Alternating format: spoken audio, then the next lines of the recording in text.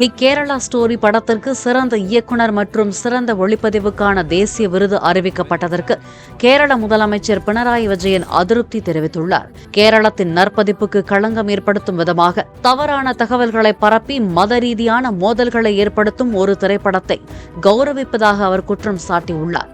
ஜனநாயகத்தில் நம்பிக்கை கொண்ட அனைவரும் அரசியலமைப்பு மதிப்பீடுகளை பாதுகாக்க தங்கள் குரலை எழுப்ப வேண்டும் என்றும் அவர் வலியுறுத்தியுள்ளார்.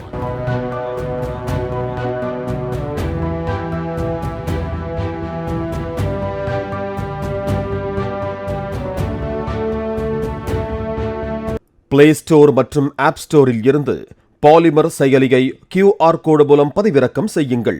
செய்திகளை உடனுக்குடன் பெறுங்கள்.